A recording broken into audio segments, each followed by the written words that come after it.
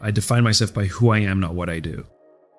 And I think one of the big challenges that a lot of people face is they intertwine their identity with their work.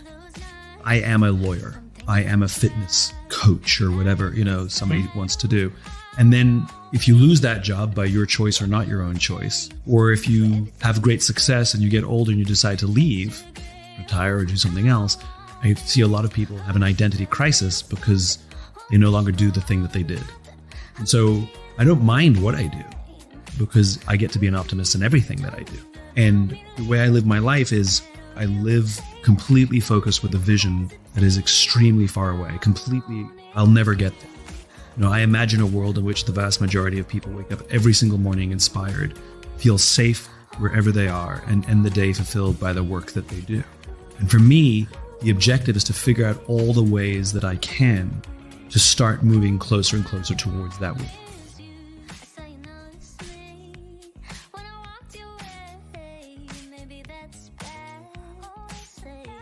I never, ever imagined that I would be an author. I was never one of those people who thought I had a book in them, And after every book I've written, I've said, okay, that's probably my last one. And I said that after the first one. But here I am, an author, because the opportunity showed up that I thought, this is a good way to move towards that vision, right? Then people would invite me to speak about my ideas. And I thought, okay, never, ever wanted to be a public speaker. I actually am more of a behind the scenes person. I've never desired to be on the front of a proscenium. But when the opportunities presented themselves, I thought, this is a very good way for me to spread this message and to spread this vision. And so when you ask me, what do? I do anything that I need to do to advance towards that vision. I like testing things in real life.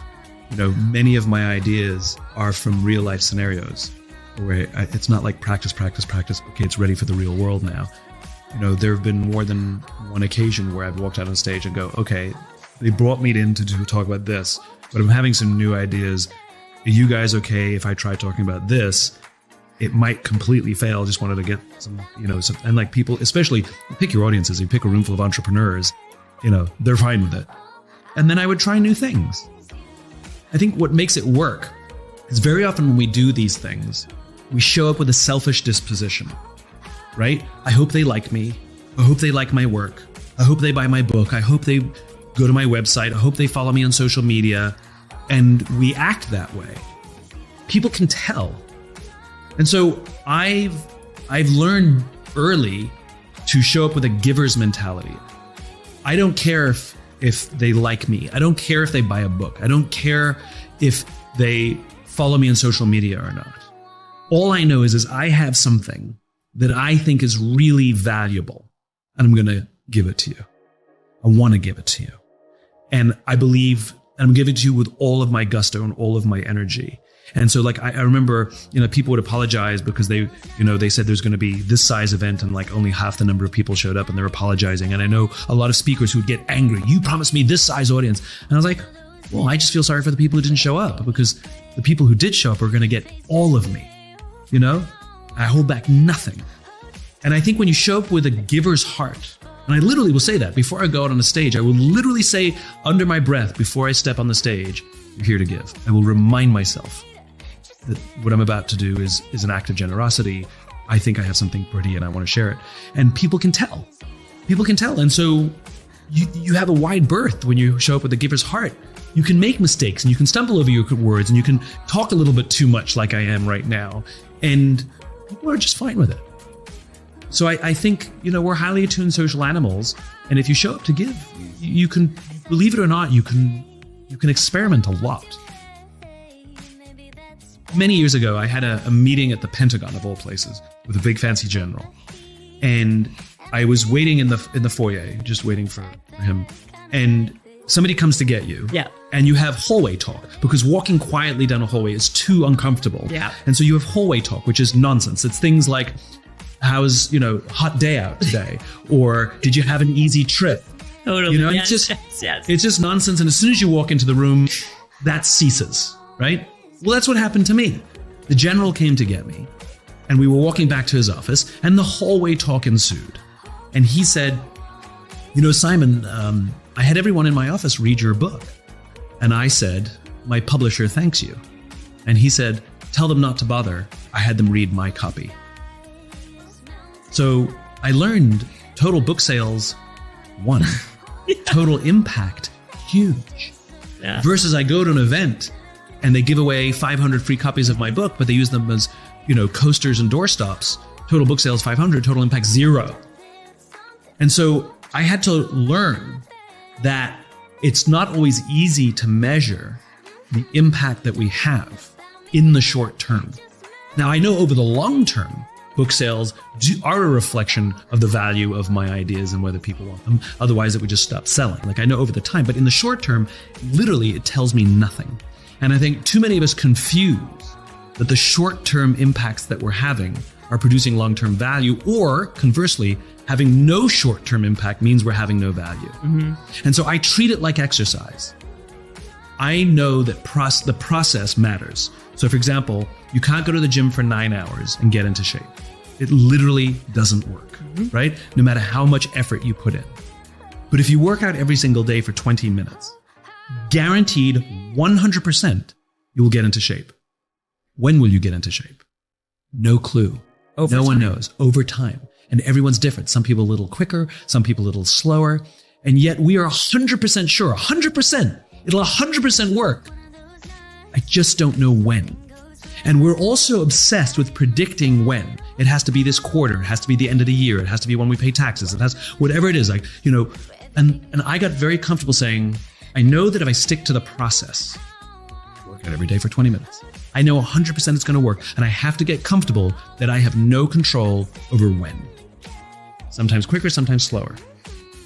You want to get into shape, you have to have the discipline to do it. You want to be healthy, you have to have the discipline to do it. And you have to get comfortable that you cannot predict when success happens. You just have to believe that the process works and you stick to the process. That's all I did. And we have to remember that there's nothing for free.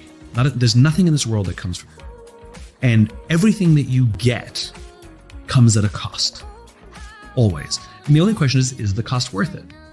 And so if you want to achieve, there's a lot of people who've done extremely well. And the question is, at what cost? What we're talking about is the desire to have without paying for it. Which is, I want this, but I'm not willing to pay the cost, right? So for example, working really hard to get something, I want to achieve this. The cost is, I'm going to have a couple sleepless nights. I'm going to work a little harder. I'm going to miss out on some social events. I might be a little bit exhausted now and then. But for me, that's worth the cost because of what I'm trying to accomplish. And so I think what we're seeing is a misunderstanding of the cost of benefit. And by the way, it's not for us to say whether the cost that was worth it to us is worth it to other people. Right. It may not be, right? And that's not for us to decide. I think where we do get to interject is, if you want to have something like what we've done, but you aren't willing to pay any cost and make any sacrifice, that's a complicated scenario, right? Because ain't nothing for free. But it's not for us to determine what someone's ambitions should be either. Like if somebody is totally fine, here, right? And whatever here is defined as, it doesn't matter. It could be financial, it could be anything, whatever it is, right? If somebody's fine here and they don't work a lot of hours and this is fine, and for them, this is very happy, I think that's fantastic. Right. I'm not telling anybody they have to live my way, your way, their way, this way, that way. I don't want to live one way either.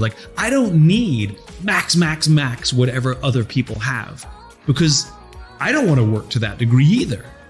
I accept that there's some degree of things that I can achieve because I'm just not willing to do the work. Absolutely. I'm okay with that. A friend of mine who was a senior executive at a big company, mom, she had kids.